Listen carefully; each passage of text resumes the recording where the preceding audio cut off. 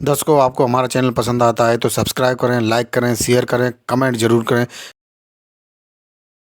बौद्ध अनुयायियों को व्यापक स्तर पर इस आमरण अनशन को हमें समर्थन करना चाहिए और बाध्य करना चाहिए सरकारों को कि वो महाबोधि विहार गया के जो प्रबंधन समिति है वो पूरी तरह बौद्धों को दी जाए और हिंदू सदस्य हैं उनको वहाँ से निकाला जाए। भारत सरकार और बिहार की सरकार से मैं ये मांग करता हूँ कि जो बौद्ध भिक्षु और बौद्ध अनुयायी वहाँ पर जो आंदोलन कर रहे हैं, हम उन आंदोलन का समर्थन करते हैं और गवर्नमेंट उनकी मांगों पर ध्यान दे करके जल्दी से जल्दी अपना निर्णय लें और वहाँ की जो मैनेजमेंट कमेटी है वह पूरी बौद्धों के हाथ में सौंपी है। वर्तमान में आंदोलन चल रहा है भिक्षु संघ का पूरे देश में। बुद्ध सोसाइटी ऑफ इंडिया और जितने बौद्धों के संगठन हैं, अंश के संगठन हैं, वो सभी इसका साथ दे रहे हैं और पूरी तरह से आंदोलन के समर्थन में। आपको इतिहास रचना है तो अपने इतिहास की जानकारी कीजिए और इस महाबोधि विहार मंदिर के विहार के लिए जो है हमें संघर्ष जो हमारा बनते समाज कर रहा है और जो लोग वहाँ जो कर रहे हैं उनको सबको हमें जो है सहयोग देना चाहिए तन मन और धन के साथ में। इन्हीं शब्दों के साथ में अखिल भारतीय मंगल मैत्री की तरफ से सभी लोगों की मंगल कामना करता हूँ। बिहार के महाबोधि महाविहार के मुक्ति आंदोलन से संबंधित जो सवाल पूछा है, जो फरवरी 12 से लेकर के अब तक आंदोलन चल रहा है, तो अब बड़ी संख्या में पूरे भारत से बौद्ध भिक्षु और बौद्ध धर्म के अनुयायी वहाँ धरने पर बैठे हुए हैं, लेकिन बिहार सरकार उनको कोई संरक्षण नहीं दे रही, उनके मान सम्मान की हिफाजत भी नहीं कर रही। एक शांत प्रिय आंदोलन को भी कुचलने के लिए, डिस्टर्ब करने के लिए वहाँ तरीके के हथकंडे अपनाए जा रहे हैं। वहाँ पर जो है वाहनों की आवाज़ तेज़ी से गुजरती है, वहाँ होकर के वाहन निकाले जाते हैं, वहाँ तरीके के सिरफिरे लोग भेज दिए जाते हैं, जिससे उनके मतलब आंदोलन को डिस्टर्ब किया जा रहा है। ये उनके जो है शांतिपूर्ण आंदोलन जो आदमी का संवैधानिक अधिकार है, जो गांधी द्वारा दिया गया, उस राष्ट्रपिता महात्मा गांधी के द्वारा जो देश की मुक्ति के लिए दलितों के जो कम्युनल अवार्ड को छीनने के लिए जिस हथियार का इस्तेमाल किया गया, उसी अधिकार से अगर बौद्ध अपने अधिकार मांगते हैं तो ये सरकार कुचलने का काम करती है। नमस्कार दर्शकों, मैं हूं अमित बोरसन और आप देख रहे हैं रेंजर टीवी इंडिया, ना धर्म ना जात, केवल सत्य के साथ। दर्शकों, हम अपने चैनल के माध्यम से कई विषयों को लेकर आपके समक्ष पेश होते हैं और आज जिस प्रकार से जो हमारा विषय है, जो बुद्ध गया महाबोधि बुद्ध विहार पर जो बुद्ध भिक्षुओं और अम्बेडकर अनुयायी और बुद्धिस्ट उपासकों द्वारा जो आंदोलन किया जा रहा है, कि जिस प्रकार से वहाँ पर जो प्रबंध कमेटी है उसके अंदर जो 4 गैर बुद्धिस्ट लोग जो सदस्य हैं उनको हटा करके बुद्धिस्ट लोगों को उसमें शामिल किया जाए, इसी विषय को लेकर वहाँ पर आंदोलन चल रहा है। और लगभग 7 दिन हो चुके हैं जो कि भोजन त्याग कर के जो आंदोलन चला रहे हैं वहाँ पर बौद्ध भिक्षु और उपासक वगैरह।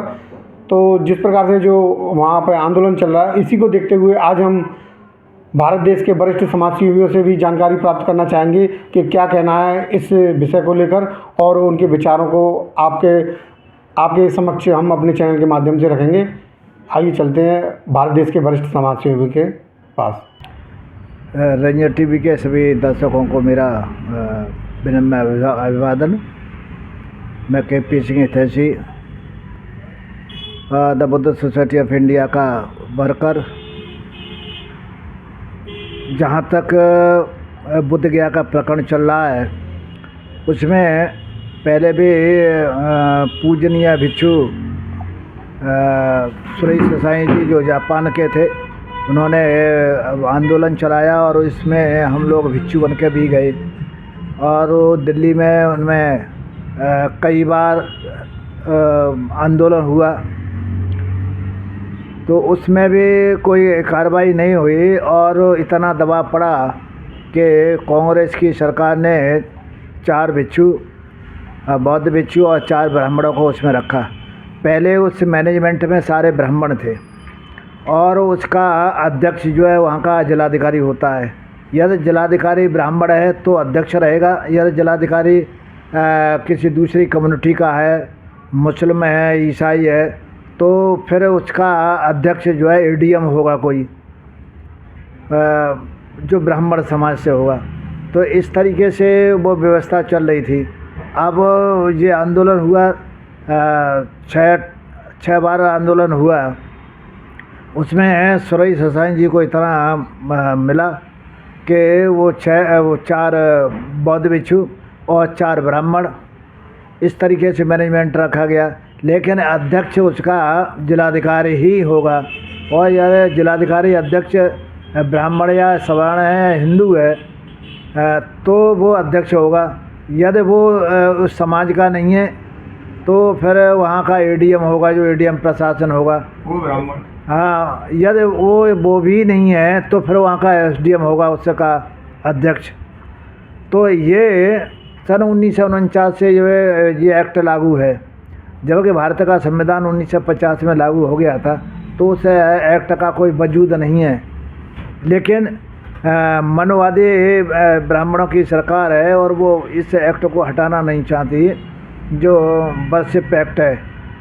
इसके लिए बहुत आंदोलन हुए और वहाँ की पटना की सरकार और केंद्र की सरकार, इससे यह निर्णय तो पटना की सरकार को, बिहार की सरकार को लेना है। वो उनको अध्यादेश लाना है और वो अमेंड करना है, लेकिन वो उसमें करने को तैयार नहीं है।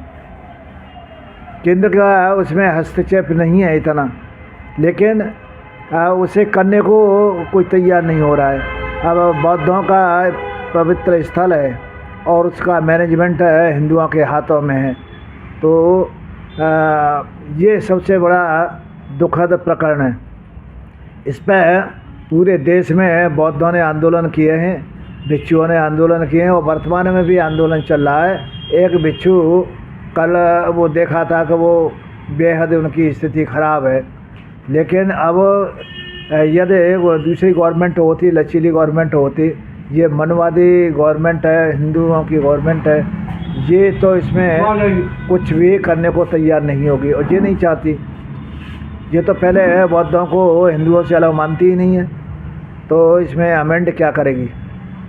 तो मैं तो सरकार से यह चाहता हूँ, निवेदन करता हूँ कि इस एक्ट को बदले। 1949 का एक्ट है, जबकि वो बहुत पुराना एक्ट था और 1950 में जब भारत का संविधान लागू हो गया तो उस एक्ट का कोई वजूद नहीं है और उसे ख़त्म कर दिया जाए और बौद्धों की संपत्ति को बौद्धों को दे दिया जाए।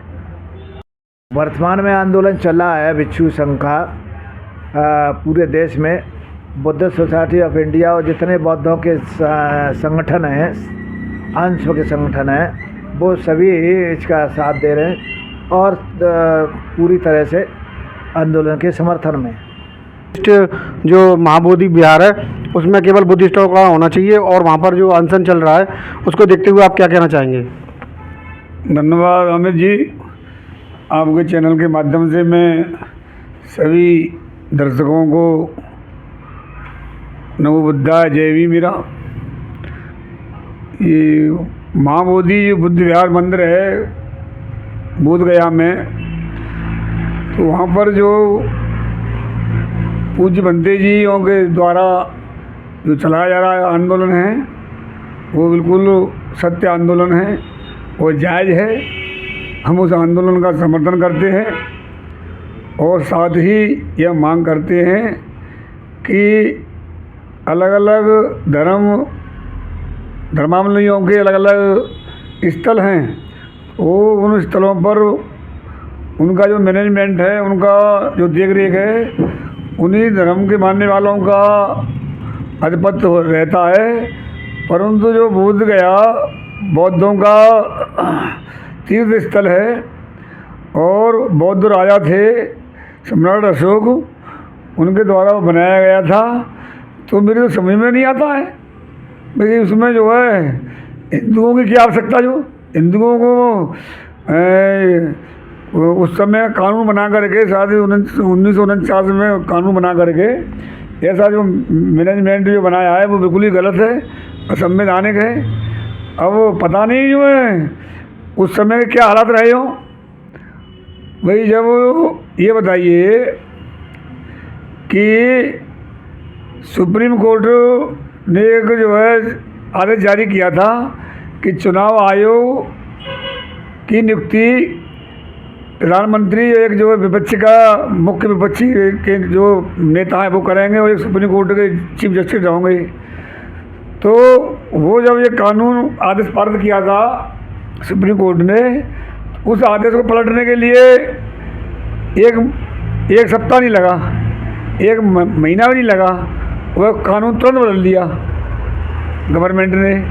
तो ये जब से जो कौन सा कानून बना हुआ है पता नहीं हुआ, तो उस कानून को बदलने में क्या परेशानी है भाई। कोई ऐसा कानून बना भी है तो उस कानून को बदल करके और वो वहाँ की जो पूरा जो मैनेजमेंट है वो बौद्ध भिक्षुओं के ही सुपुर्द वहाँ दिया जाए, उन्हीं के हाथों में दिया जाए।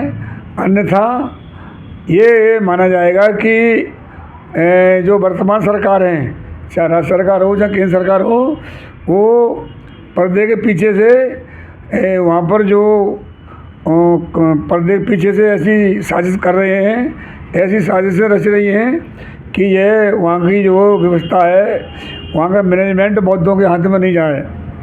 तो क्योंकि काफ़ी कई आंदोलन हुए वो और काफ़ी लंबे समय से आंदोलन किए, समय समय पर बौद्ध भिक्षुओं ने और बौद्ध धर्मावलंबियों ने उन्होंने तमाम आंदोलन किए, परंतु अभी जो है तक सरकार ने कोई भी, तो हमें तो गवर्नमेंट की इसमें साजिश नज़र आती है। क्योंकि वहाँ पर जितने भी विदेशी पर्यटक आते हैं, पूरे विश्व के जो बौद्ध अनुयायी हैं वो आते हैं और वहाँ पर जो चढ़ावा चढ़ाते हैं, सिर्फ जो है उसका जो है उस पैसे को जो वहाँ के जो ब्राह्मणवादी हैं और जो वहाँ के हिंदू हैं, उस पैसे को जो है उस धन को वो हथियाते हैं और उस धन से वो अपनी तमाम अपने ऐशो आराम कर रहे हैं। जबकि उस वहाँ के मैनेजमेंट पर का अधिकार सिर्फ बौद्ध और बौद्धों का ही होना चाहिए। यहाँ पर मान लो कोई मस्जिद है, वहाँ मुसलमानों का आधिपत्य है, उनका वहाँ मैनेजमेंट है। सिख हैं, गुरुद्वारे हैं, वहाँ सिखों का मैनेजमेंट है। अब हम इनसे कहें कि भाई तुम जो है तुम्हारा जगन्नाथ का मंदिर है, जगन्नाथ भगवान का मंदिर है, तो यहाँ पर जो है ऐतिहासिक जो है हमें जानकारी मिलती है कि वहाँ पर पहले बौद्ध विहार था। तो अभी हम जो है कहें कि भाई इसमें हमारे बौद्ध भिक्षुओं को बैठा लो, इस मैनेजमेंट में हमें शामिल करो, क्या तैयार हो जाएंगे ये? तो ये तो वैसे ही जो जितने भी यहाँ बुद्ध विहार थे, 84,000 बुद्ध विहार थे, सम्राट अशोक के समय में बने हुए थे, बौद्ध स्तूप थे और तमाम बड़े बड़े बुद्ध विहार थे।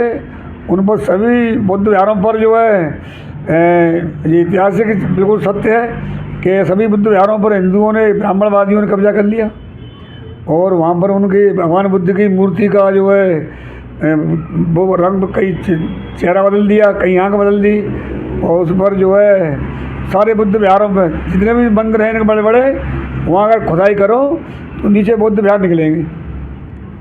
अभी अयोध्या में जब खुदाई हुई थी तो वहाँ भी जो है, अयोध्या का नाम वैसे साकेत है पुराना और भारत का नाम पुराना है जम्बूद्वीप। तो वहाँ खुदाई हुई थी तब वहाँ निकले थे।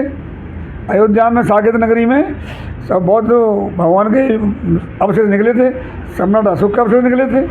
तो मैं आपके चैनल के माध्यम से और अपनी पार्टी आज़ाद समाज पार्टी कांसीराम के माध्यम से भारत सरकार और बिहार की सरकार से मैं ये मांग करता हूँ कि जो बौद्ध भिक्षु और बौद्ध अनुयायी वहाँ पर जो आंदोलन कर रहे हैं, हम उन आंदोलन का समर्थन करते हैं और गवर्नमेंट उनकी मांगों पर ध्यान दे करके जल्दी से जल्दी अपना निर्णय लें और वहाँ की जो मैनेजमेंट कमेटी है वह पूरी बौद्धों के हाथ में सौंपी जाए। बहुत बहुत साधुवाद अमित जी।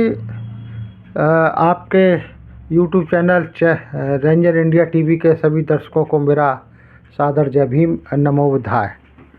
दरअसल बोध गया का जो महाविहार है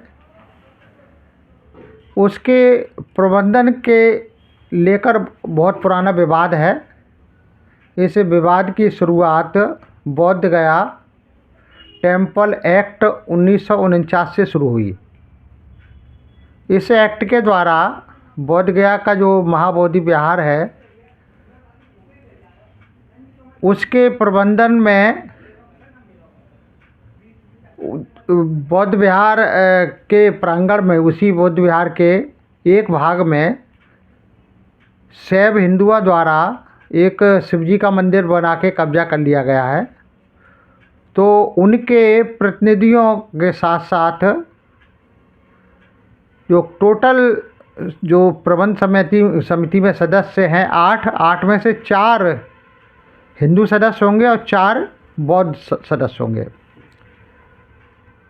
यह अधिनियम जो बनाया गया है 1949 का, यह भारतीय संविधान के अनुच्छेद 26 में जो विभिन्न धार्मिक समुदायों को अपने धार्मिक मामलों का प्रबंधन स्वयं करने का जो विशेषाधिकार है उसका ये हनन करता है।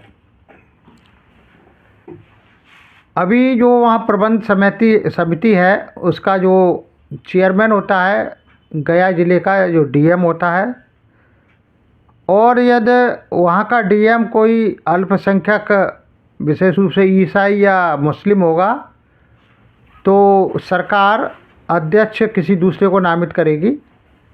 इसके साथ साथ बहुत सारे बुद्धिस्ट कंट्री हैं बाहर के, उनके एक सदस्य को भी बारी बारी से सरकार उसमें नामित करती है। तो यहाँ विवाद इस बात का है कि हिंदू पूरे देश में जिस किसी भी धर्म या संप्रदाय के जो भी उनके मंदिर हैं, मस्जिद हैं, गुरुद्वारे हैं, उनका प्रबंधन उन्हीं के धर्म के लोग करते हैं।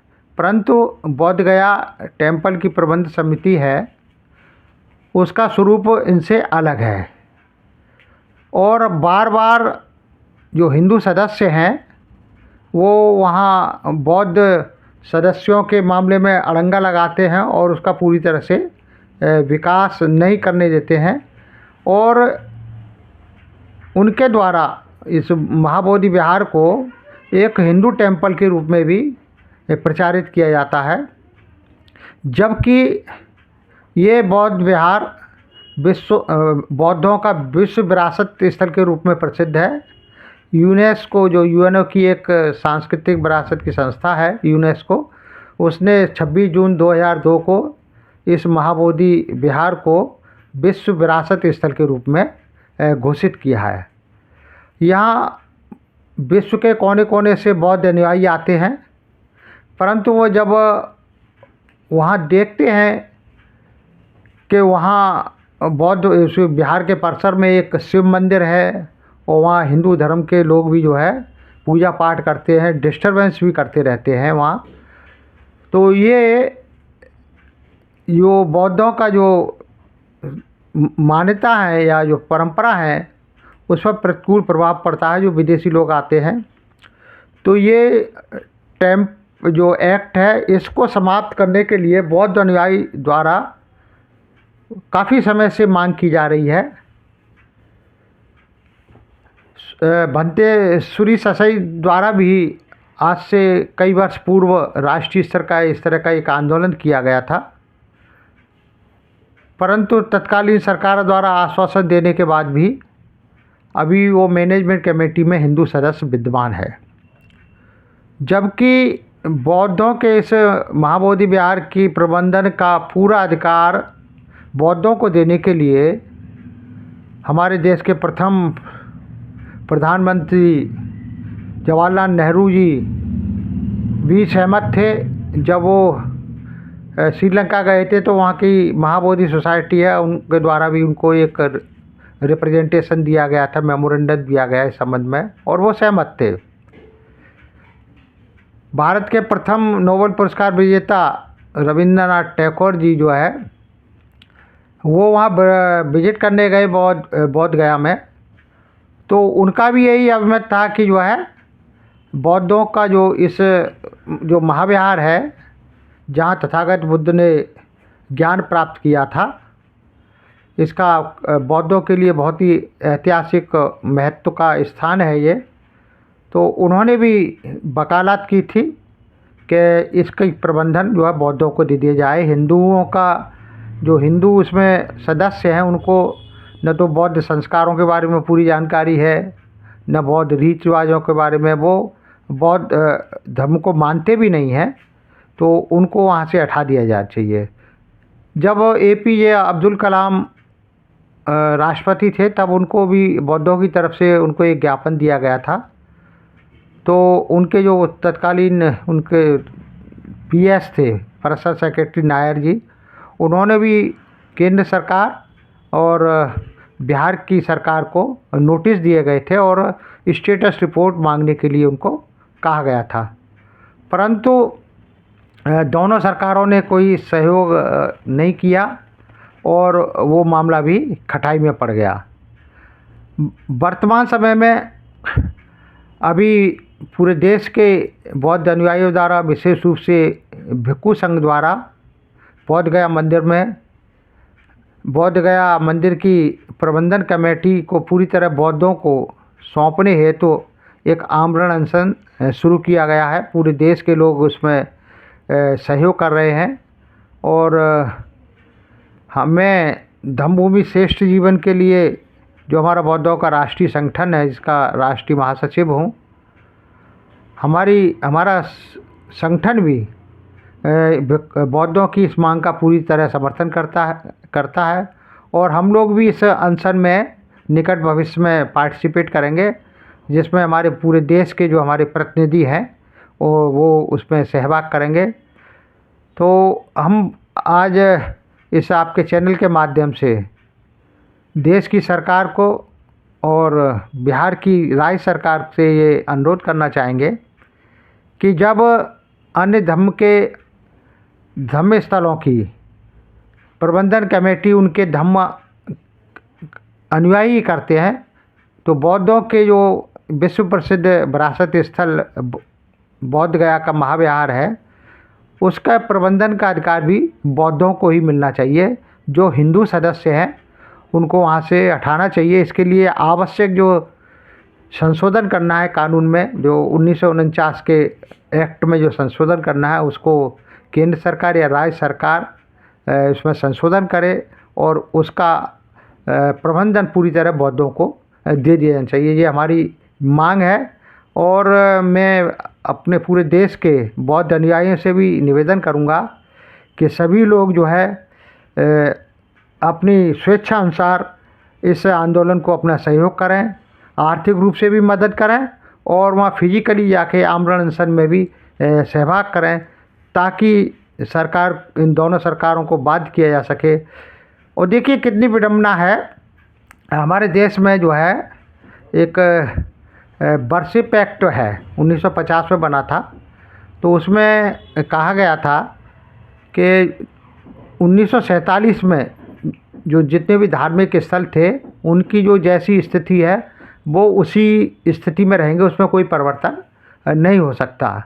केवल उसमें जो बाबरी मस्जिद का मामला था वो अलग था, उसको छोड़कर सभी मंदिरों पर ये जो है बर्सिप एक्ट लागू था, प्लेसेस ऑफ बर्सिप एक्ट 1950 का।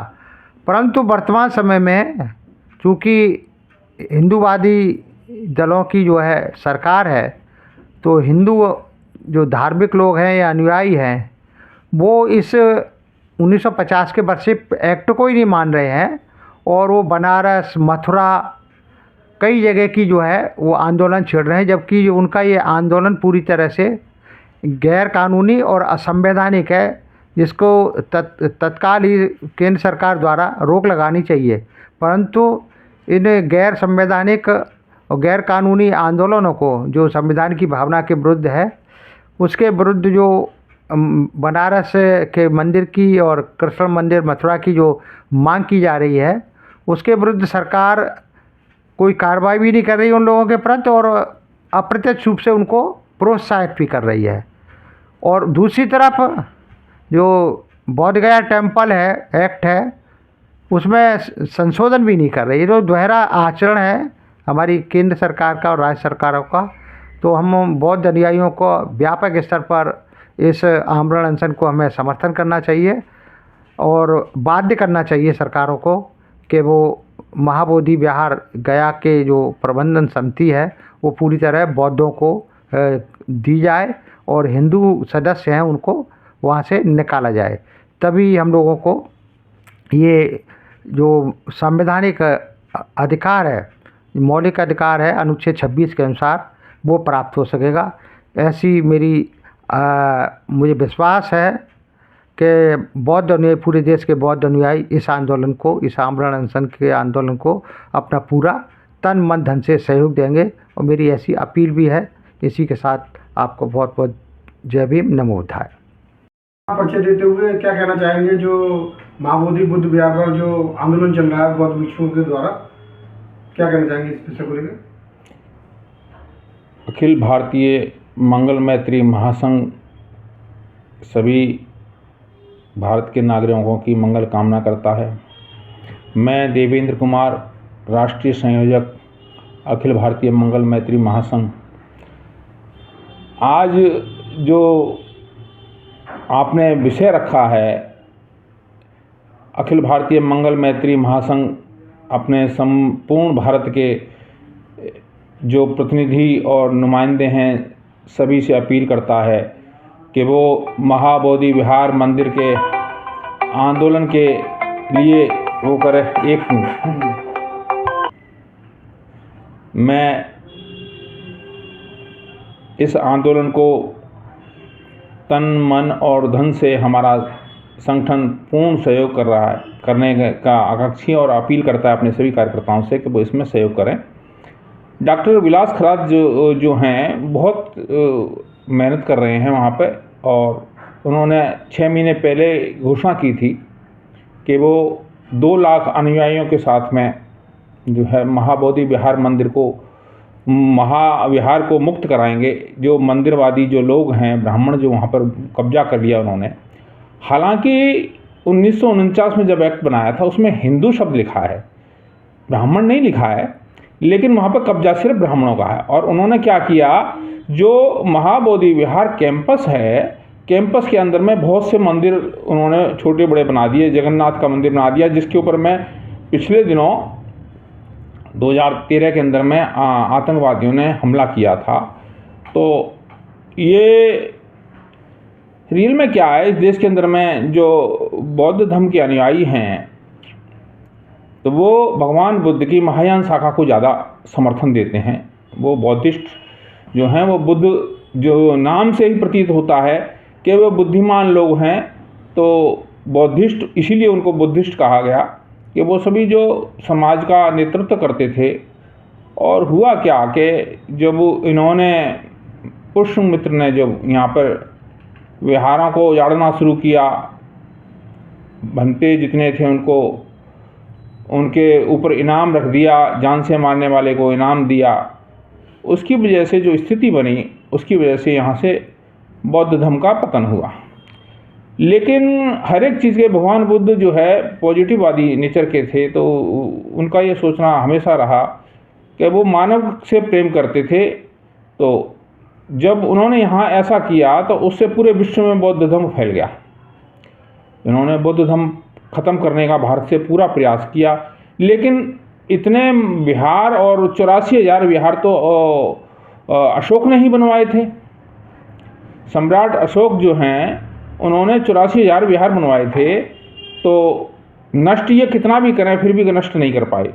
और आज जो है उनके अवशेष जहाँ भी खुदाई करते हैं उन्हीं के अवशेष निकलते हैं। इस देश का मूल जो है वो भगवान बुद्ध में निहित है। भगवान बुद्ध की विचारधारा का ये देश है, वो शांति प्रिय है। और ये आप देखोगे कि हिंदू देवी देवता जितने भी हैं, उन किसी के हाथ में तलवार होगी, किसी के बाण होगा, किसी के हाथ में त्रिशूल होगा। तो ये तो अतिवादी लोग हैं। अतिवाद का मतलब समझें आप कि ये सब लड़ाकू किस्म के लोग हैं, हर वक्त लड़ने की बात करते हैं, शांति की बात नहीं करते हैं। अब इसी वजह से जब हमारे देश का प्रधानमंत्री विदेश में जाता है तो उसको शांति का दूत बनने के लिए भगवान बुद्ध की शरण लेनी पड़ती है। आप देखिए अभी जो है वहाँ पे 90 देशों के प्रतिनिधियों ने जो है वहाँ पे सम्मेलन किया, तो उनके वहाँ के जो राजदूत और उनके अलावा बौद्धिस्ट भी वहाँ से बहुत से लोग आए, तो उसको भी उन्होंने आपदा को जो है उन्होंने अवसर के रूप में लिया और उन्होंने उन बौद्धिस्ट देशों के साथ में व्यापारिक संबंध बनाने के लिए, टूरिज्म को बढ़ावा देने के लिए और जो है कई पैक्ट किए। जहाँ भी ज़रूरत होती है भगवान बुद्ध इनके काम आ जाते हैं, लेकिन ये बुद्ध धर्म को नष्ट करने में लगे हुए हैं। आप ये देखिए आरएसएस की ये पूरे देश के अंदर में चाल है, ये अपना इतिहास लिखने में लगे हुए हैं। और एक मज़ेदार बात यह है कि जैसे आईएसआई के अंदर में जो मुस्लिम शोधकर्ता हैं, इतिहासविद हैं, पुरातत्वविद हैं, वो भी इन्हीं जैसी बात बोलते हैं जिससे उनका आका खुश रहे, बेशक वो मुसलमान हैं। मैं उसका एक उदाहरण देना चाहता हूँ।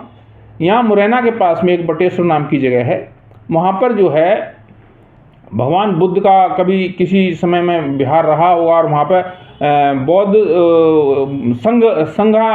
संघाराम वहाँ रहा होगा, क्योंकि वहाँ पर 100 जो है स्तूप बने हुए हैं, 100 जो है कमरे बने हुए हैं मंदिर नुमा, जिसको आप विहार कह सकते हैं। उस समय जो विहार था, आदमी को एकांतवास के लिए विहारों में जो है कमरे बनाए जाते थे, तो उन कमरों के 100 कमरों का वो जो पूरा विहार रहा हुआ, उसको एक मुस्लिम इतिहासकार ने जो है उसको पुनर्जीवित किया और उस विहार को उनने जो है शिव मंदिर बताना शुरू कर दिया। जहाँ देखो, अभी मैं कुछ दिन पहले गया था मुंबई, पिछले साल 2022 अप्रैल में मुंबई गया था, तो वहाँ पर भी जो है एलिफेंटा केव जो हैं, एलिफेंटा केव में मैंने देखा कि वहाँ बौद्ध धर्म से रिलेटेड जितने भी मॉन्यूमेंट थे उनको तोड़ करके, भगवान बुद्ध की मूर्तियों को तोड़ करके और उन्होंने गोल कर दिया, गोल कर करके शिवलिंग की आकृतियाँ दे दी उनको। तो अब शिवलिंग के अंदर में क्या है कि नीचे से बन के आता है, अगर वे बेसिकली जो बनाते हैं वो तो नीचे से पहले योनि बनेगी, उसके ऊपर लिंग बनेगा, तो शिवलिंग वो कहा ही इसीलिए जाता है उसको। लेकिन उन्होंने क्या किया, भगवान बुद्ध के इधर उधर जो चारों तरफ से पैर और वो हाथ और सब काट के गोल नुमा एक आकृति बना दी। और अभी लोगों को वो वहाँ के जो आईएसआई के अंदर में जो कर्मचारी वहाँ काम कर रहे हैं वो सब हिंदूवादी, उसको बढ़ावा देने के लिए कहते हैं शिवलिंग रहे थे बहुत पुराने, अपनी सभ्यता को प्राचीन बताने के लिए, जबकि हिंदू सभ्यता मात्र 800 वर्ष पुरानी है, इससे ज़्यादा पुरानी नहीं है। उससे पहले यहाँ पे जातियाँ नहीं होती थी, उससे पहले यहाँ जो है वंश हुआ चला करते थे। आज महाबोधि विहार मंदिर को जो आंदोलन, मुक्ति आंदोलन चल रहा है, इसकी नींव 1949 में रखी गई। जैसे साकेत नगरी थी तो अयोध्या के अंदर में जो है उन्होंने एक ट्रस्ट बना दिया, उसके मुकदमा चालू करवा दिया, उसके अंदर मूर्ति रख दी। महाबोधि विहार के जब ट्रस्ट बना करके 1949 में उन्होंने यहाँ पे 4 हिंदुओं के हवाले कर दिया, ब्राह्मणवादियों के।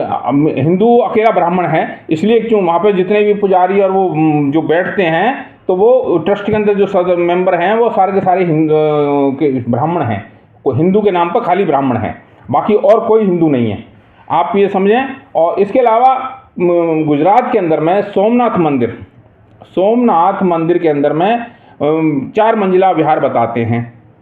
हालांकि मैं तो लोगों के द्वारा बताया गया ही बता रहा हूँ। तो ये 3 जगह इन्होंने षड्यंत्र रचा सन 1949 के अंदर में, और एक वर्शिप एक्ट के तहत जो है इन्होंने कानून बना दिया वहाँ पे।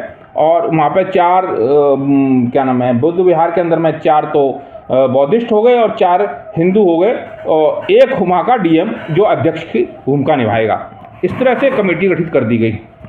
उस कमेटी के अंदर में जो डीएम हैं वो भी उन्हीं से प्रभावित है। एक तरह से अघोषित रूप से उन्होंने पूरे महाबोधि विहार का कब्जा कर लिया। आप पूरे विश्व में देखें, ईसाइयों के जितने चर्च हैं उनका प्रबंधन कौन करता है? ईसाई करते हैं। हिंदुओं के जितने मंदिर हैं उनका प्रबंधन कौन करता है? इनके मंदिर के हिंदू ही लोग करते हैं। आप ये देखिए, चाहे ईसाई हों, चाहे बौद्धिस्ट, वो क्या नाम है, हिंदू हों, चाहे मुसलमान हों, मुसलमानों की मस्जिद के मुसलमान करते हैं, और सिखों के धर्मगुरु हैं वो इनके गुरुद्वारों का प्रबंधन करते हैं। ऐसे जो भी जितने भी धर्म हैं उनके अपने जो धर्म स्थल हैं उनका प्रबंधन उनका धर्म ही करता है, उनके धर्मगुरु जो होते हैं वही करते हैं। तो आप ये देखिए कि यहाँ पे इन्होंने धर्म को धंधा बना रखा है। आपको ये समझने की जरूरत है, हिंदू कोई धर्म नहीं है, ये धंधा है। आज देख लीजिए भारत के अंदर में जो है, आज यहाँ का प्रधानमंत्री है वो ऊंची कुर्सी पे बैठा है, लेकिन वो भी धंधा कर रहा है। जियो का विज्ञापन के लिए प्रधानमंत्री, मैंने भारत आज़ाद होने के बाद पहली बार देखा कि कोई प्रधानमंत्री किसी विशेष व्यापारी घराने के लिए और विज्ञापन कर रहा है। इतना गिरना, अपने स्तर से इतना गिर जाना, ये भारत के लिए अच्छा नहीं है। अभी आपने देखा ट्रंप ने कितनी बेइज्जती की। अब उस काल को देखो, इंदिरा गांधी के टाइम को, इंदिरा गांधी ने बहुत सबक सिखाया था अमेरिका को कि आज तक लोग याद करते हैं। पाकिस्तान को बहुत सबक सिखाया तो आज तक लोग याद करते हैं। ये कभी राष्ट्रवादी थे ही नहीं। इनका राष्ट्रवाद सिर्फ और अपने विदेशी जो लोग भारत में आए उन पर आकर के टिक जाता है। और इन्होंने वहाँ पे धंधे के लिए पूरे देश के अंदर में ये व्यापार चला रहे हैं हिंदू धर्म के नाम पर। हिंदू कोई धर्म है ही नहीं। जो इनके पास वैचारिक धरातल है वो सारा का सारा बौद्ध धर्म से लिया हुआ है। तो इस स्थिति के अंदर में आप खुद सोचिए कि उस धर्म के स्थल को इन्होंने धंधा स्थल बना दिया। लोगों की भावनाओं से इनको कोई लेना देना नहीं है। अभी जिसको ये राम मंदिर बताते हैं वो साकेत भूमि, वहाँ भगवान की बुद्ध की मूर्तियाँ निकली, लेकिन है क्या हमारा, हम कमज़ोर कहाँ हैं? हमारे अपने लोगों की वजह से कमज़ोर हैं। हमारे लोग ही इकट्ठा नहीं हैं। बुद्धिजीवी कितने हैं? आज आप देख लीजिए, बहुजन समाज पार्टी जब साहब कांशीराम जी ने बनाई थी तो बहुजन समाज के नेता दिखते थे उसके अंदर में कि ये बहुजन समाज के अंदर में जितनी भी जातियां इन्होंने हिंदुओं ने बनाई उन सभी जातियों का प्रतिनिधित्व उसमें था, तो वो बहुजन समाज था। आज तो ये जाटम महासभा चला रहे हैं। आप जहाँ भी मीटिंग करते देखो, बहुजन समाज के नाम पर जहाँ इकट्ठे होते हैं 90-95 जितने भी इकट्ठे होते हैं सिर्फ एक ही जाति के लोग इकट्ठे होते हैं। और वो पढ़े लिखे, अब मैं क्या कहूँ, पढ़े लिखे होने के बावजूद भी उनके अंदर में इतना सेंस नहीं है कि हम क्या संदेश देना चाहते हैं समाज को और क्या देना चाहते हैं पूरे विश्व को और भारत को। क्योंकि उनकी बातें आप सुनोगे तो सुन करके हंसी आएगी। आज इंटरनेट का युग है, संविधान आपके मुट्ठी में है, क्योंकि आजकल एंड्रॉयड मोबाइल है, मोबाइल के ऊपर में सब चीज़ उपलब्ध है। मोबाइल से आप पूरा इतिहास दे सकते हो, पूरे विश्व का इतिहास देख सकते हो। फायान की पूरी किताब पढ़ लीजिए, वेन्सान की किताब पढ़ लीजिए, जितने भी आपको पुराने विदेशी जो यहाँ पे यात्री आए, विदेशी जो तीर्थ यात्री आए, तो उन यात्रियों की सबका वृत्तांत है, उन्होंने यहाँ का वर्णन दिया है। तो आज की तारीख में इतिहास मिटाने में ये लगे हुए हैं और कुछ लोग, हमारे ही लोग, उनकी विचारधारा को यहाँ लागू करने में लगे हुए हैं। कुछ तो 90 वर्ष से ज़्यादा उम्र के लोग हैं, वो ऐसी ऐसी बातें करते हैं कि हमें हंसी आती है। समाज के अंदर में क्या संदेश देना चाहते हैं, रियल में क्या है? वो धंधे वाले लोग हैं ये भी, चाहे वो 90 वर्ष के हो गए, चाहे 95 वर्ष के, धंधा उनके दिमाग से नहीं निकल रहा है। वो धंधा कैसा कि वो उन्होंने राजनीति को रोजगार से जोड़ दिया है, राजनीति को रोजगार से जोड़ दिया है। अब वो चाहते हैं कि उनके पागल बच्चे, जिनको 2 पैसे की अकल नहीं, कभी समाज के हित में कभी काम नहीं किया, कभी समाज के अंदर घूम करके कोई काम नहीं किया है ना, वो सब उनको अब सेट करना चाहते हैं उस नौकरी पे। कौन सी नौकरी पे? विधायक की नौकरी पे, सांसद की नौकरी पे। आपको समझने की ज़रूरत है, हमारा समाज जो है उसके अंदर में जितने बनते हैं, बनते कितने पढ़े लिखे हैं, कौन से कितने बनते हैं और वो समाज में क्या काम करते हैं, इस पर मंथन करने की ज़रूरत है। क्योंकि बनते का मतलब ही गुरु है। भगवान बुद्ध जो हैं वो विश्व गुरु, उनको भारत को क्यों बताया जाता है कि भगवान बुद्ध जो थे उनको गुरु मानता है पूरा विश्व, इसलिए विश्व गुरु भारत को मानते थे। भारत जो है, भगवान बुद्ध जो उनकी ऐसी पहचान है, क्योंकि वो बौद्धिक पहचान है, इसलिए उसको कोई मिटा नहीं सकता। ये ब्राह्मणवादी भी चाहे कितना ही लगे रहे, मिटा नहीं सकते हैं। दूसरी चीज़ मैं एक बात कहना चाहता हूँ कि हमारे जितने भी संगठन हैं, उन्हें अगर वो किसी का विरोधी का विरोध भी कर रहे हैं, कहीं चाहे टीवी पे हो चाहे मोबाइल पे हो, तो ये एक बहुत गलत बात है मेरी नज़र में। आपको उसका विरोध क्यों करना है? आपको अपने समाज के हित की बात करनी है ना। वीणा के तारों को इतना न कसो कि टूट जाए, इतना ढीला भी ना छोड़ो कि वो सुर ही न दें। तो भगवान बुद्ध का ये मध्यम मार्ग है, सुर वाला। तो आप ऐसा समाज बनाइए, अपने चाहे बेशक अपनी जाति की मीटिंग कर रहे हों या किसी और समाज की मीटिंग कर रहे हों, बहुजन समाज की मीटिंग कर रहे हों, समण समाज की मीटिंग कर रहे हों, मेरा तो ये कहने का मतलब है आप किसी भी समाज की मीटिंग में जाएं तो वहाँ पे आप अपने कुत्सित विचारों को प्रसारित ना करें, वहाँ पे जोड़ने का काम करें, तोड़ने का काम ना करें। वीणा, वो कहावत है ना, रहीमन धागा प्रेम का मत तोड़ो चटकाई, और टूटे फिर ना जुड़े, जुड़े तो फिर गांठ पड़ जाए। अगर वो जुड़ेगा तो गांठ पड़ जाएगी। तो यही है कि समाज में गांठ पैदा ना हो। और आप बाबा साहब का क्या ब्राह्मणवाद का विरोध नहीं करते थे? ब्राह्मणवाद का विरोध बाबा साहब ने सबसे ज़्यादा किया और मुखर रूप से किया, और उस वक्त किया जब आदमी सोच भी नहीं सकता था। लेकिन आज आप ब्राह्मणवाद का विरोध कहाँ कर रहे हैं? आप तो जातिवाद का फैलाव कर रहे हैं। जातिवाद के नाम पर भाषण देंगे, अभिव्यक्ति देंगे। सोचने की बात यह है कि हमारा समाज जा किधर रहा है। मैं देखता हूँ कि हमारे समाज में लाखों में 1 लाख के अंदर अगर औसत निकालूंगा तो बुद्धिजीवी 1 लाख में 1% भी नहीं है। 1 लाख में 1 लाख में 1 का मतलब आप परसेंटेज तो निकाल ही नहीं सकती उसका। इतने बुद्धिजीवी हमारे समाज में आज हैं।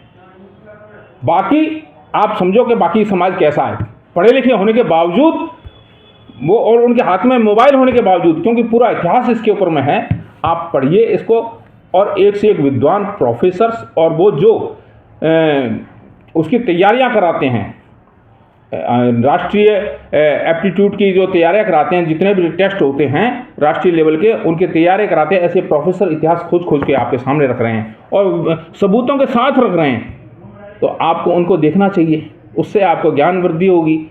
और साहब भी कहते थे और बाबा साहब भी कहते थे, साहब कांशीराम जी ने भी कहा था कि जो समाज अपना इतिहास नहीं जानता वो कभी इतिहास रच भी नहीं सकता। आपको इतिहास रचना है तो अपने इतिहास की जानकारी कीजिए, और इस महाबोधि विहार मंदिर के विहार के लिए जो है हमें संघर्ष जो हमारा बनते समाज कर रहा है, और जो लोग वहाँ जो कर रहे हैं उनको सबको हमें जो है सहयोग देना चाहिए, तन मन और धन के साथ में। इन्हीं शब्दों के साथ में अखिल भारतीय मंगल मैत्री की तरफ से सभी लोगों की मंगल कामना करता हूँ। रेंजर टीवी के विकास के लिए हमारी प्रार्थना है कि दिन दूनी रात चौगुनी तरक्की करे। इन्हीं शब्दों के साथ जय भीम, नमो बुद्धाय। मैं एडवोकेट जसवंत सिंह राणा, संस्थापक अखिल भारतीय मंगल मैत्री महासंघ, आज अमित बॉडसन भाई आपके रेंजर टीवी इंडिया द्वारा समय समय पर आवाम की आवाज़ को आप उठाते रहते हैं, जन जन तक पहुंचाते रहते हैं।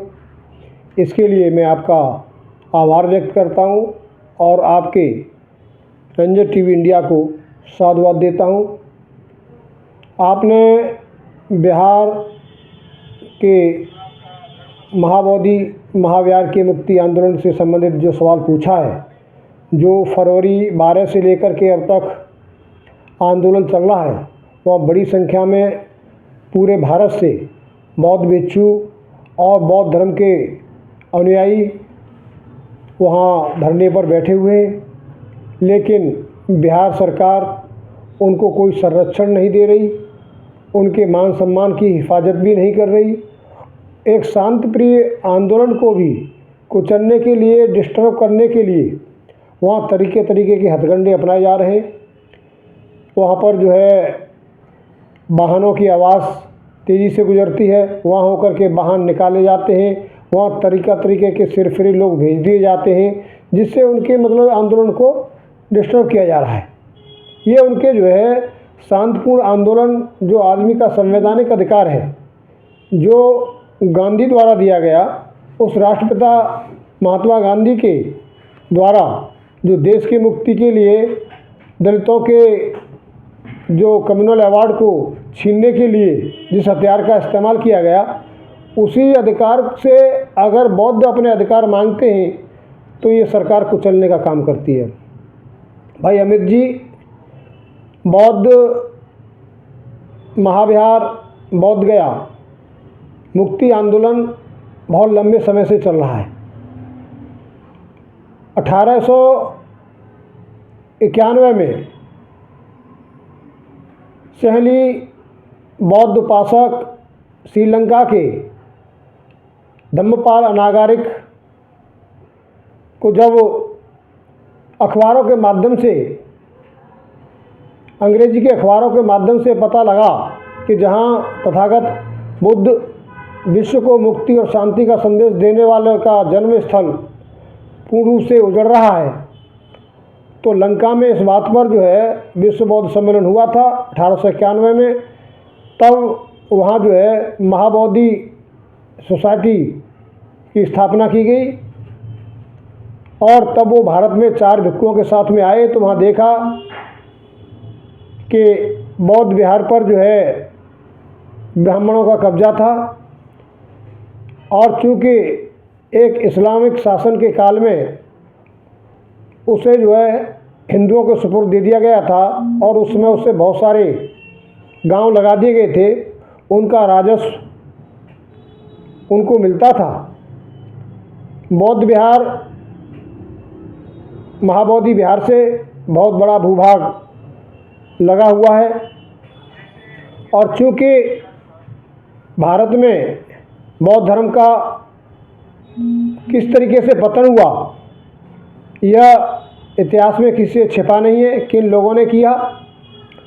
और जो लोग आज यह कहते हैं कि बौद्ध धर्म हिंदू धर्म की शाखा है, तो मैं इनको बताना चाहता हूँ, बाबा साहब डॉक्टर अम्बेडकर ने विशद बौद्ध धर्म ग्रंथों का अध्ययन करने के बाद में एक महान तथ्यात्मक, तार्किक, ऐतिहासिक धर्म ग्रंथ लिखा है जिसका नाम है भगवान बुद्ध और उनका धम्म। उस ग्रंथ को पढ़ने से साफ स्पष्ट हो जाता है कि भगवान बुद्ध ने आत्मा और परमात्मा को नहीं माना, ईश्वर को नहीं माना, हिंदू धर्म के वेद वेदांगों को नहीं माना, धर्म शास्त्रों को नहीं माना।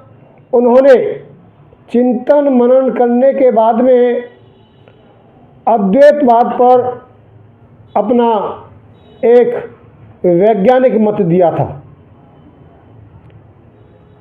तो जब हिंदू धर्म वेदों पर टिका हुआ है, शास्त्रों पर टिका हुआ है, वो अपने को वैदिक धर्मी कहते हैं, तो वेदों को भगवान बुद्ध ने नहीं माना, वो अवतारवाद को मानते हैं, बुद्ध ने अवतारवाद को नहीं माना।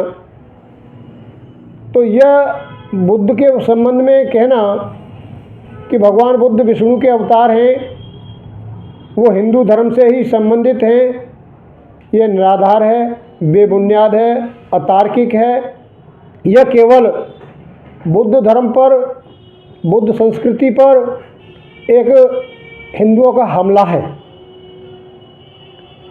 जबकि भारतीय संविधान का अनुच्छेद 25 से लेकर 28 तक भारत के प्रत्येक नागरिक को अपना धर्म, अपनी संस्कृति को मानने का, उसकी पूजा अर्चना, आस्था, व्यवस्था करने का पूरा अधिकार देती है, स्वतंत्रता देती है। उसकी सभ्यता संस्कृति का प्रचार प्रसार करने का पूर्ण अधिकार देती है। और भारतीय संविधान का जो धर्मनिरपेक्षता का भाव है वो पूर्ण रूप से अल्पसंख्यकों के धर्म के संरक्षण की बात कहती है। लेकिन आज जो लोग केंद्र में बैठे हुए हैं, भारतीय जनता पार्टी की सरकार, वो संविधान को अनदेखा करके बौद्ध अल्पसंख्यकों के अधिकारों को कुचलने का काम कर रही है। मैं भाई अमित बोरसन जी आपके माध्यम से जन जन तक ये भी पहुंचाना चाहता हूं, खास तौर से बौद्ध अनुयायी और अम्बेडकर अनुयायियों से, कि आज भारत में महाबोधि बुद्ध विहार जो गया का है, जिसके मुक्ति का आंदोलन भिक्खु चला रहे हैं या कुछ बौद्ध अनुयायी चला रहे हैं, और जो बाबा साहब डॉक्टर अम्बेडकर के अनुयायी बन के राजनीतिक लोग जो लाभ लेते हैं, एमएलए और एमपी बनते हैं, वो पूर्ण रूप से बाबा साहब के अंतिम संदेश बौद्ध धर्म को संरक्षण देने से, बौद्ध अनुयायियों को संरक्षण देने से और बौद्ध इतिहास स्थलों के बारे में बिल्कुल मूक दर्शक बने बैठे रहते हैं। वो बिल्कुल नहीं बोलते। इसके लिए सरकार के साथ साथ दलित नुमाइंदे पूर्ण रूप से जिम्मेदार हैं। किसी भी सांसद की, किसी भी विधायक की ये आवाज़ नहीं उठती कि महाबोधि विहार को मुक्ति के लिए विधानसभा में आवाज़ उठनी चाहिए। बाबा साहब के आरक्षण के आधार पर तो बिहार विधानसभा में भी रिजर्व सीटों से विधायक बैठे हुए हैं, बिहार से सांसद भी बैठे हुए हैं, और पूरे भारत से डॉक्टर अम्बेडकर के अनुयायी रिजर्व सीट से जाकर के बैठे हुए हैं। वो कोई आवाज़ ही नहीं उठाते धर्म के मामले में। जब 6 दिसंबर 1956 को बाबा साहब दुनिया से सिधार गए और 14 अक्टूबर 1956 को धम्म का मार्ग दे गए और धम्म ग्रंथ दे गए, जो बाबा साहब की अंतिम वसीयत है, जो उनके अनुयायियों को माननी चाहिए। लेकिन बाबा साहब के लगभग 68 साल जाने का अरसा गुजर चुका है, लेकिन कोई एमएलए और एमपी बाबा साहब के धम्म के बारे में न तो संरक्षण की बात करता है, न बौद्ध स्थलों के उद्धार की बात करता है। जबकि आप देखते हैं कि धर्मनिरपेक्ष सरकार होते हुए भी हिंदू समाज के प्रतिनिधि जो हैं, हिंदू मंदिरों को प्रोटेक्शन देते हैं, हिंदू मंदिरों पर सरकारी धन की वर्षा होती है, उसके लिए संघर्ष करते हैं और उनको संरक्षण भी मिलता है। लेकिन बाबा साहब डॉक्टर अम्बेडकर के अनुयायी शांत बैठे रहते हैं और वो उनको ऐसा लगता है कि बाबा साहब डॉक्टर अम्बेडकर ने बौद्ध धर्म का मार्ग चुन करके शायद कोई गलती की है, इसलिए उस पर वो चर्चा भी नहीं करते। लेकिन मैं अपने भोले वाले बाबा साहब डॉक्टर अम्बेडकर के अनुयायियों से आगाह करना चाहता हूँ कि अगर आपको गया का महाबोधि बुद्ध विहार जो है, अगर उसको मुक्त कराना है तो आपको संसद में और विधानसभा में अम्बेडकरवादी सच्चे अनुयायियों को ही जिता करके भेजना होगा। अन्यथा जो मानवर काशीराम साहब ने कहा था कि जो चमचा एज, अगर उसी तरीके के आप प्रतिनिधियों को चुन के भेजते रहोगे तो चाहे आज बौद्ध विहार के महाबोधि बौद्ध विहार को वो हिंदू मंदिर बनाने का पूरा प्रयास कर रहे हैं, क्योंकि वहाँ शिवलिंग भी स्थापित कर दी है, 4-5 मूर्ति स्थापित कर दी गई हैं, उनको पांडवों की मूर्ति दे कह रहे हैं। ये सब क्या है? ये भारत को हिंदू राष्ट्र घोषित करने की पूरी साजिश है और बौद्ध अस्तित्व को पूर्ण रूप से मिटाने का प्रयास है। लेकिन डॉक्टर अम्बेडकर अनुयायी जनप्रतिनिधि शांत है। इसके लिए सरकार से ज़्यादा डॉक्टर अम्बेडकर के रिजर्व सीट से चुन के जाने वाले अनुसूचित जाति जनजाति के एमएलए एमपी जिम्मेदार हैं। और मैं जनता से अपील करना चाहूँगा कि वो सचेत हो जाएं। अगर वास्तव में वो बाबा साहब डॉक्टर अम्बेडकर के सच्चे अनुयायी हैं और वो भारत की बुद्ध धर्म की विरासत को बचाना चाहते हैं, भारत के बौद्ध अल्पसंख्यकों के मान और सम्मान की रक्षा करना चाहते हैं, तो सच्चे डॉक्टर अम्बेडकर अनुयायियों को वोट दें। जाति के आधार पर वोट न दें कि रिजर्व सीट से हमारी जाति का व्यक्ति आया है, हमारे जाति का व्यक्ति आया है। अब तक जो भी जनप्रतिनिधि गए हैं, उन्होंने बौद्ध धर्म संरक्षण के लिए कोई आवाज़ नहीं उठाई, कोई कानून की मांग नहीं की कि बौद्धों की पर्सनल कानून होनी चाहिए। उनका न तो कोई मैरिज एक्ट है, ना कोई उनका बौद्धों का लॉ है। ये सभी हिंदू कानून से गवर्न होते हैं और इन्होंने कभी प्रतिनिधियों ने आवाज़ नहीं उठाई। इसलिए वो हिंदू मंदिर भी घोषित हो जाएगा तो ये डॉक्टर अम्बेडकर के अनुयायी बाबा साहब के अंतिम सपनों को पलीता देने का काम कर रहे हैं।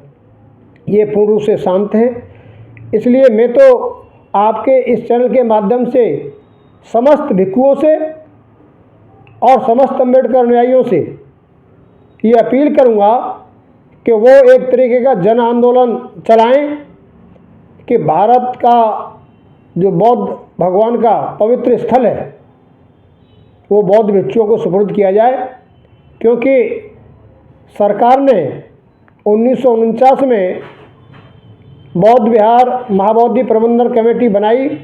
उसी के तहत 1953 में उसे सुपुर्द कर दिया, जिसमें हिंदू और कुछ तथाकथित बौद्ध भिक्षुओं को शामिल किया गया है, जिसका डीएम प्रबंधक है।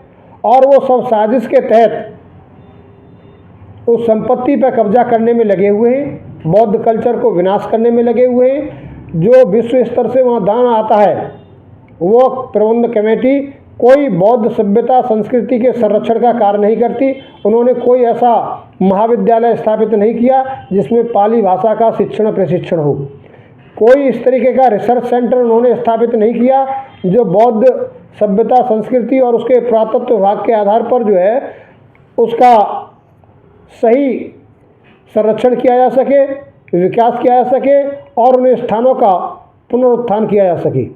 वहाँ के मठाधीश जो बने हुए हैं वो तथाकथित जो बौद्ध बने हुए हैं और जो पंडित पुजारी वहाँ बने हुए हैं जो पूजा आचार करते हैं, सभी दान चंदा से निजी संपत्ति बनाने में लगे हुए हैं, वहाँ कब्जाने में लगे हुए हैं जो बौद्ध विहार से लगी हुई थी।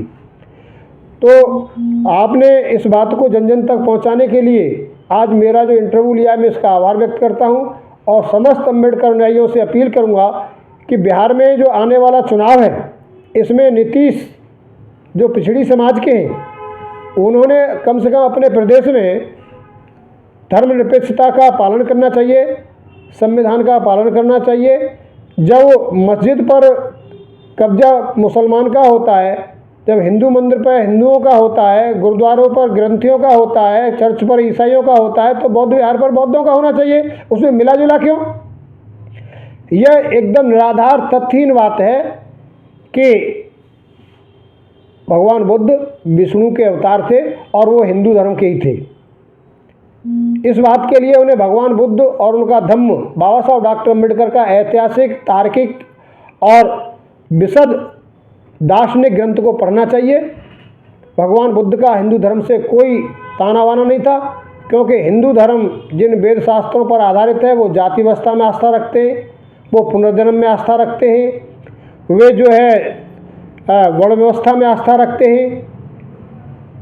तो इस तरीके से बाबा साहब डॉक्टर अम्बेडकर ने उस ग्रंथ में पूर्ण रूप से खंडन किया है। लेकिन जो जनप्रतिनिधि हैं अम्बेडकर अनुयायी वो उस ग्रंथ को न पढ़ते हैं न उसका प्रचार प्रसार करते हैं। अभी मान के चलिए धर्मनिरपेक्षता के आधार पर जो है रिट भी दाखिल कर दी जाए तो आप कैसे आशा करते हैं कि वो रिट जो है बौद्धों के पक्ष में हल हो जाएगी? अगर हिंदुओं को मंदिर का जो मुद्दा जीतने का सुप्रीम कोर्ट से जो अवसर मिला वो इसलिए मिला कि उसके लिए पूरे भारत में जन आंदोलन चला था राम जन्मभूमि मुक्ति के लिए। संतों ने चलाया, हर संप्रदाय के मतलब जो साधु संत थे अलग अलग अखाड़ों के उन सब ने चलाया और उसके बाद में फिर भारतीय जनता पार्टी के नेताओं ने चलाया। तब जाकर के सुप्रीम कोर्ट भी इस बात से प्रभावित हुआ कि ये जन आकांक्षा है। तो जब तक इस देश की जन आकांक्षा नहीं होगी, जन आंदोलन नहीं होगा अम्बेडकर अनुयायियों का, तब तक जो है न्यायालय से भी न्याय की आशा नहीं की जा सकती। इसलिए मैं आने वाले चुनाव में और सच्चे अम्बेडकर अनुयायियों से यही अपील करूंगा कि रिजर्व सीटों पर सबसे पहले अपने घर को सुधारो। जिन्होंने बाबा साहब डॉक्टर अम्बेडकर के आरक्षण का लाभ लिया है, अगर वो रिजर्व सीट पे एमएलए और एमपी के लिए आते हैं, प्रधान के लिए आते हैं, पार्षद के लिए आते हैं, मेयर के लिए आते हैं, तो उनमें देखिए और उनसे पूछिए कि बाबा साहब डॉक्टर अम्बेडकर की अंतिम इच्छा के लिए बौद्ध भारत के लिए आप काम करेंगे? आप बाबा साहब के अनुयायी हैं तो बौद्ध धर्म के लिए अलग से कानून बनाने की मांग करेंगे? बौद्ध संरक्षण के लिए काम करेंगे, आवाज़ उठाएंगे, बौद्ध गया को मुक्ति के लिए बात करेंगे? अगर वो ऐसा नहीं करते तो उनका तिरस्कार कर दो, नोटा पर वोट दे दो, लेकिन इनको मन दो। अथवा अखिल भारतीय मंगल मैत्री महासंघ जो है सच्चे जनप्रतिनिधि तैयार कर रहा है, उनको शिक्षण दे रहा है, प्रशिक्षण दे रहा है कि आप सच्चे अम्बेडकर बनना है और भारत की बागडोर को अपने हाथ में लेना है। इसके लिए अखिल भारतीय मंगल मैत्री महासंघ समय समय पर जो नौजवानों को प्रशिक्षित कर रहा है और उन्हें जो है बुद्ध धम्म और बाबा साहब डॉक्टर अम्बेडकर के मिशन से पूर्ण रूप से अवगत करा रहा है। इन्हीं शब्दों के साथ में मैं आपको एक बार पुनः धन्यवाद देता हूँ। रंजन टीवी इंडिया के उज्जवल भविष्य की मंगल कामना करता हूँ। साधु साधु साधु। वो इतना मैं बोलता हूँ, जो आंदोलन चल रहा है उसका हमारा संगठन वो समर्थन करता है। और जो आमरण अनशन पर हमारे भिक्खू बैठे हुए हैं, हमारे बुद्ध धर्म के अनुयायी बैठे हुए हैं, डॉक्टर करात, मैं उन सबको साधुवाद देता हूं। और अखिल भारतीय मंगल मैत्री महासंघ उनका पूर्ण समर्थन करता है। हम उनका तन मन धन से जो है सहयोग करने के लिए तैयार हैं। और दर्शकों, अब हम आपसे विदा लेते हैं, फिर मिलेंगे किसी विषय को लेकर। और आपको आज का ये वीडियो पसंद आए तो सब्सक्राइब ज़रूर करें, शेयर लगभग 2 से 3 लोगों पे ज़रूर करें, जिससे कि हमारा चैनल आगे बढ़ सके और हम भारत देश में संविधान लागू करवा सकें। इसी के साथ विदा लेते हैं। नमस्कार।